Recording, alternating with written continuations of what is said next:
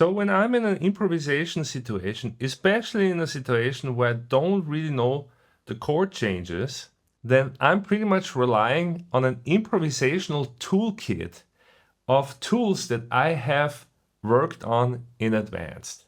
Today I want to talk about what these tools actually are and how I'm using them in an actual situation where I'm not prepared. I'm just jumping into the cold water and I'm allowing my ears to kind of find the right notes or where I want to land on, but then dress things up and spice things up.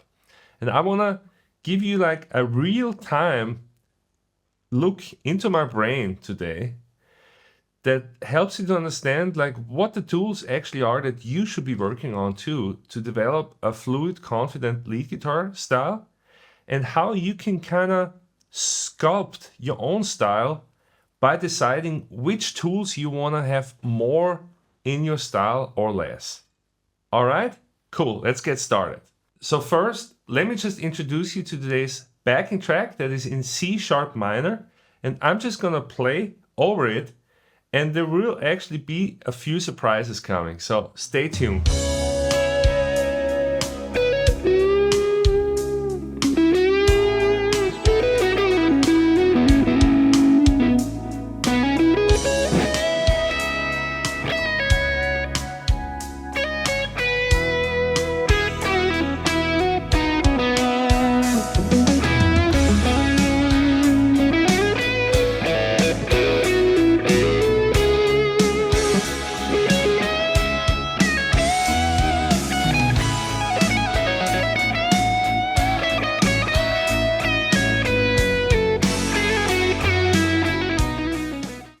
Alright, so that was pretty cool. I don't know if you could tell, but there was a few times where I was actually surprised on which chord would come at me, and I had to adjust. I had to react to that. So let me break down some of the tools in my toolkit here that I was using.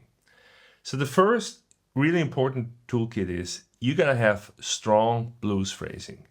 So if we just in C sharp minor, you know, you want to be able to just lay it down in the key. So if I play, you know,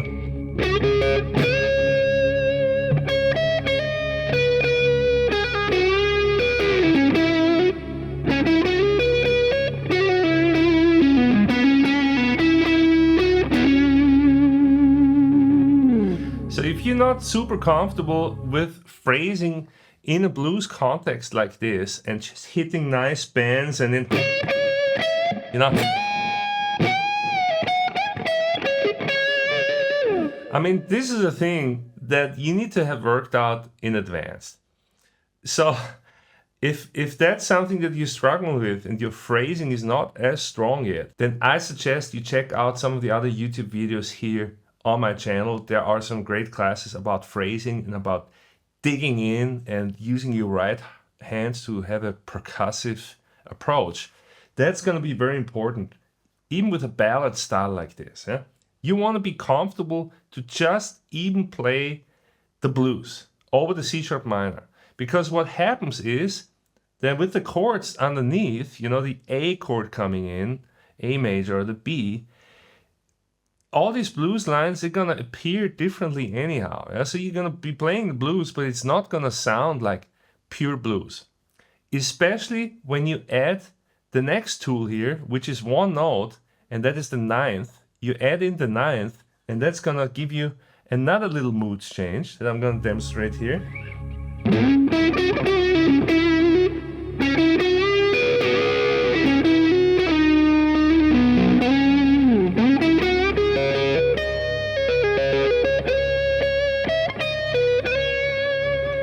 Do you hear that? So that really works well.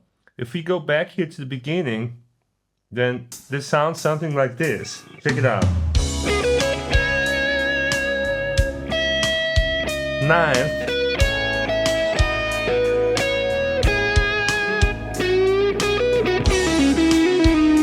Do you see here?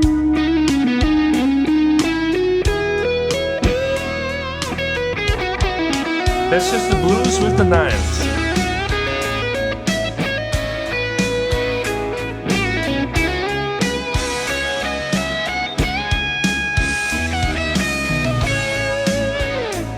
alone, even just adding in at ninth, suddenly gives you a kind of melodic edge or a melodic element that the pure blues playing and the pure pentatonic playing can never give you. Yeah? I always have to kind of think of Alan Parsons' project for some reason when I hear these kind of progressions with the ninth in there.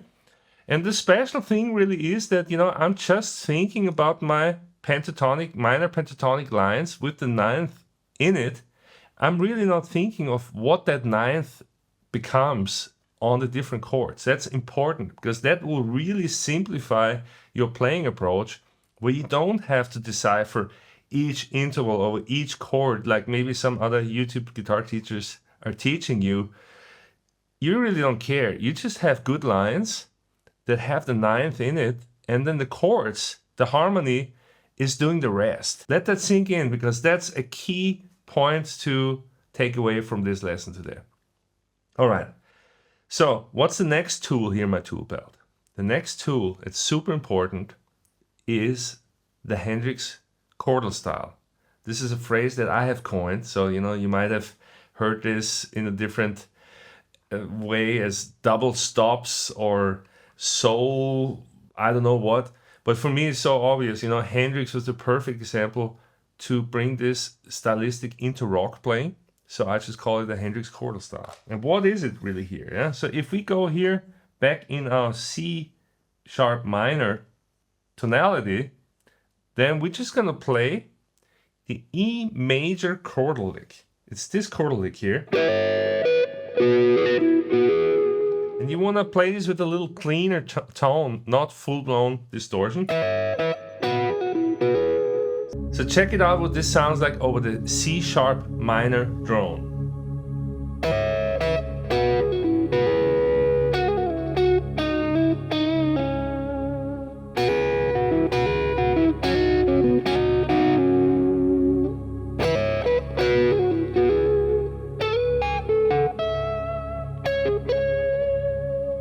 There you go, the Hendrix chordal style, yeah?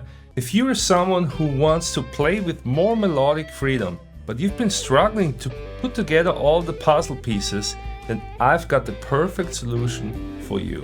Introducing my melodic chordal soloing course that will break down the Hendrix chordal style for you as a must-know melodic device of your improvisational toolkit, including tabs, fretboard diagrams, and practice worksheets. Click on the link below, start working on it today, and by tomorrow, you're gonna hear results. You also heard that I snug in a little sixth interval run here. That's another thing that you can implement there. But let's even just stick with this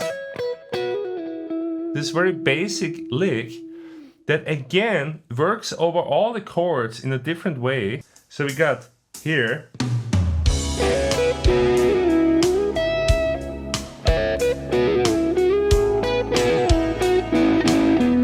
See how that works?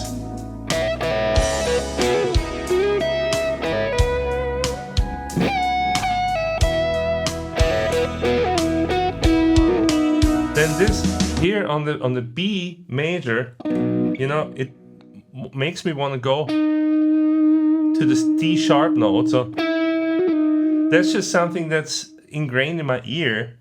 So just in all fairness, you know, I'm just not mechanically playing, but I'm going here to the B major because I kind of want to hear that release in the melodic arch. So, you know, I could also play the B major Hendrix chordal lick here. But honestly, just taste-wise, it's almost a little bit too much and a little bit too pattern-like predictable if I would be playing each chord lick on each chord. Again, this is something that maybe someone will teach you that you can do it, but that doesn't necessarily mean that you should do it. So, you know, I'm just pretty much blanketing the E major chord lick here over the whole chord progression and mixing it in with my blues lines here that sometimes also have the ninth in it. So now we already have three elements in there, right? We got the blues lines that we mentioned. We got the ninth in there. And now we also have the Hendrix chordal style. So these three elements were pretty much the main elements that I was using in my solo from before. And yeah, it sounds like way more, right? It sounds like way more complexity than it actually is here. Now, there is a fourth element that just kind of came into play as I got to know the track a little better, listening while I was playing. And that is different lines that embellish the triads. Let me do this, for example, over the B major, because that 5 chord is really something to outline, or something you want to catch. Let me show you what that sounds like. Huh?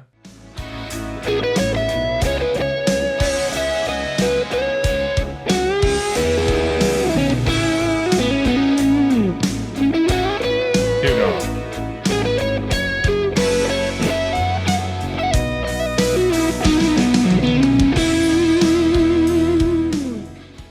Did you hear this here at the very end? When that B major chord came around, I was playing something like this. Something like this, and I was hitting here, B major triad.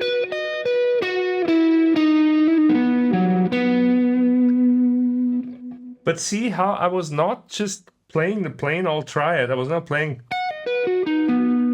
something like this or an arpeggio, but I was playing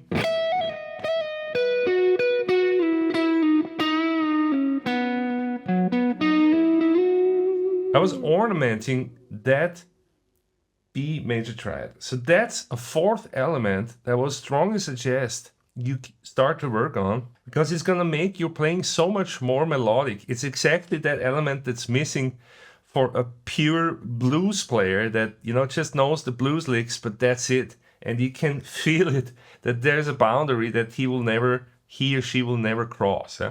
So you don't want to be that guy or girl. And for that, I recommend again to use a drone and just put on, for example, B drone and just compose some lines, use your triad.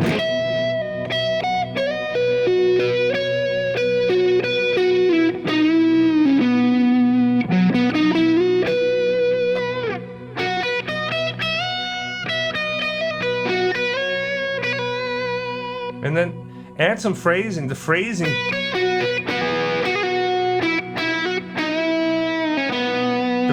is really the important part, right? I'll play you some lines that I like, which have some of the chordal style elements in them too.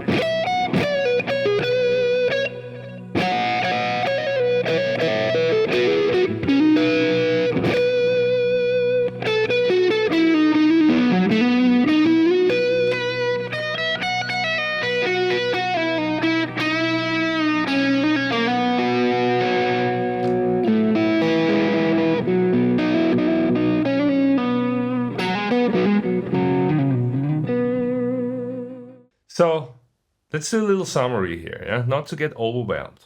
We have a backing track, and we now have 4 elements that we can use. And these 4 elements are not strictly separated. They can float into each other. But you can practice those 4 elements pretty much separately. You may practice the blues licks, blues vocabulary. The lines incorporating the 9th interval, the natural 9th. You heard how melodic suddenly my lines got when I used that. Then 3rd element, the Hendrix chordal style. And then the 4th element, some triad based licks and lines that incorporate the triads and kind of embellish triads. When you mix those 4 and you put some gutsy phrasing on top, blues-oriented phrasing with good bends, good slides, good vibrato, good timing, good note placement, then you're gonna have a killer melodic soloing approach that pretty much works over any rock, pop, bluesy musical background. You will actually be amazed how versatile this approach is. You can take it into hard rock, you know. Maybe you add a few other flashy elements in there, you know, if you're that kind of player. But pretty much the nuts and bolts of this approach works in so many stylistics that's it's just wonderful. Yeah, cool. So if you enjoyed this lesson, then I just want to tell you that there's a whole guitar academy behind this YouTube channel, Total Guitar Transformation. And if you want to learn more, then check out the first link down there in the description, and it's going to give you more information on what exactly I am doing with my inner circle students. But since you're here on this channel, just keep watching and check out this lesson next.